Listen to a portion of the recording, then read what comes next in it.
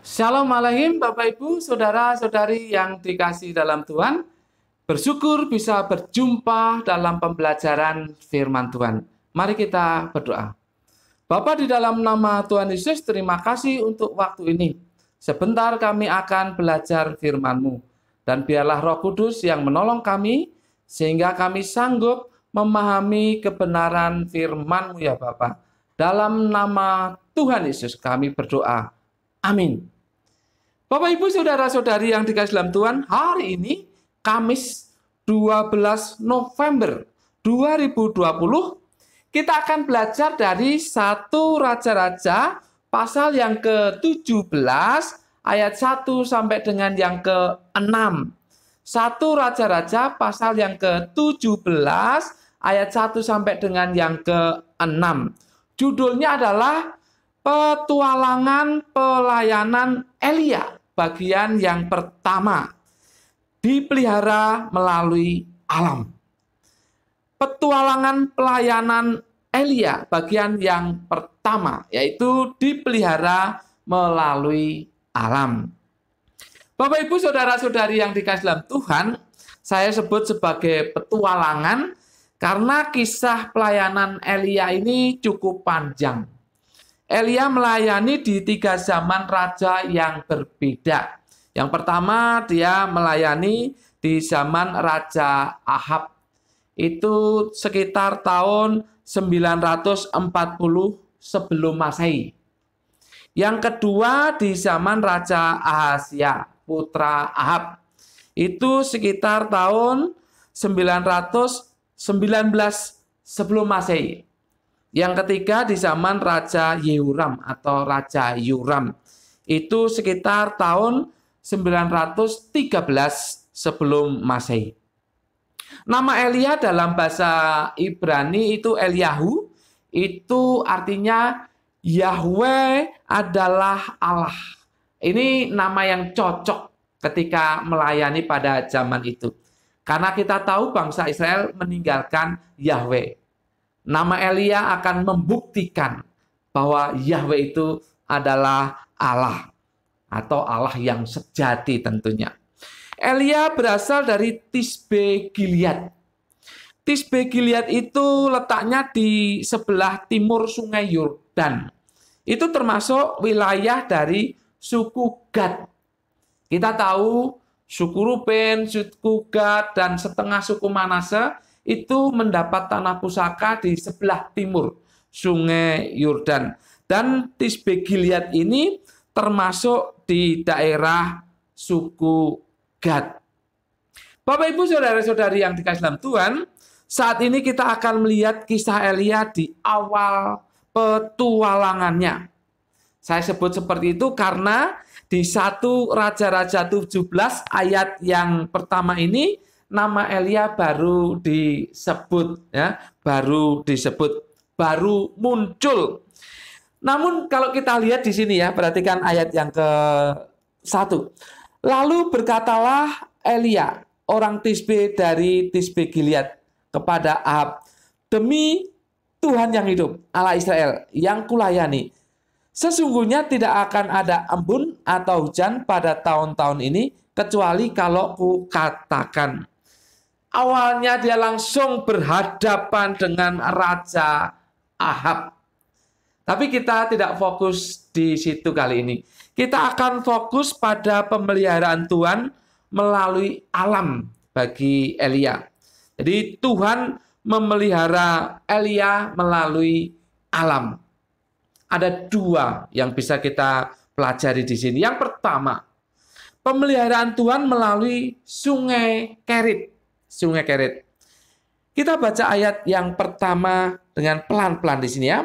Lalu berkatalah Elia orang Tisbe dari Tisbe Gilead kepada Ahab. Perhatikan, demi Tuhan yang hidup, Allah Israel yang kulayani, sesungguhnya tidak akan ada embun atau hujan pada tahun-tahun ini kecuali kalau kukatakan. Jadi nubuat Elia di sini adalah tidak ada embun atau hujan untuk beberapa tahun ke depan. Nah, kemudian Tuhan menyuruh Elia ke sungai Kerit. Tuhan menyuruh Elia ke sungai Kerit. Itu letaknya sebelah timur sungai Yordan. Menarik bahwa sungai Kerit ini bukan sungai utama. Kalau di wilayah Palestina sendiri, sungai utama ya sungai Yordan itu. Kalau di Mesopotamia itu ada sungai Efrat, ada sungai Tigris. Tapi kalau di wilayah Palestina itu ya sungai Yordan. Sementara sungai Kerit itu bukan sungai utama. Bukan sungai yang besar. Bukan. Terbukti dia bisa kering. Dia bisa kering. Mengapa harus ke sungai Kerit? Ini tentu untuk bersembunyi dari Ahab. Kalau di sungai Yordan ini terlalu dekat dengan Ahab berkuasa, yaitu di Samaria. Itu terlalu dekat. Terlalu dekat. Tapi kalau di sungai Kerit itu agak tersembunyi dari tahta Ahab. Yang jelas bahwa Tuhan memelihara kebutuhan minum Elia. Ayat yang keempat-A. Engkau dapat minum dari sungai itu. Jadi Tuhan memelihara melalui alam. Dan di sini memelihara Elia dalam hal minum melalui sungai Kerit. Sungai Kerit. Perhatikan yang kedua, yaitu mengenai pemeliharaan Tuhan melalui burung gagak. Melalui burung gagak. Ayat 4b demikian. Dan burung-burung gagak telah kuperintahkan untuk memberi makan engkau di sana. Ayat 6. Pada waktu pagi dan petang, burung-burung gagak membawa roti dan daging kepadanya. Makanannya adalah roti dan daging. Minumannya adalah air mineral langsung, yaitu sungai Kerit. Sehat, ya, sehat. Walaupun bukan roti poe ya yang disenangi anak-anak, bukan roti tawar yang enak, bukan roti isi keju, bukan ya, bukan bread talk, bukan ya. Tetapi roti ya pada umumnya adalah roti yang terbuat dari gandum atau jelai, tetapi itu sehat.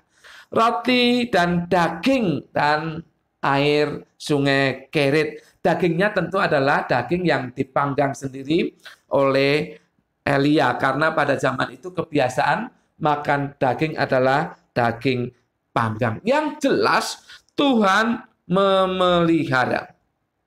Jadi perhatikan, Tuhan memelihara Elia melalui alam.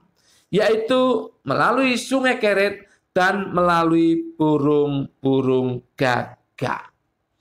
Bapak, Ibu, Saudara-saudari yang dikasihi dalam Tuhan, terutama bagi Anda, para hamba Tuhan full time, yang memutuskan untuk melayani Tuhan secara full time. Saya ingatkan dengan firman Tuhan ini, jangan khawatir, jangan takut akan kehidupan jasmani Anda. Kalau Anda sudah full time melayani Tuhan, berserah penuh pada Tuhan, pasti Tuhan akan memelihara Anda. Karena Tuhan pun sanggup memelihara Anda melalui alam. Tapi yang jelas pemeliharaan Tuhan atas Anda, hei para hamba Tuhan, itu pasti. Maka jangan khawatir dan takut. Bagi jemaat, bagi orang percaya pada umumnya, hiduplah dalam kebenaran. Hiduplah dalam kebenaran. Elia hidup dalam kebenaran di tengah-tengah bangsa Israel dan rajanya yang hidup tidak benar. Elia tetap hidup dalam kebenaran, maka dipelihara Tuhan. Dan ketika Anda dan saya hidup dalam kebenaran, maka Tuhan akan memelihara Anda dan saya.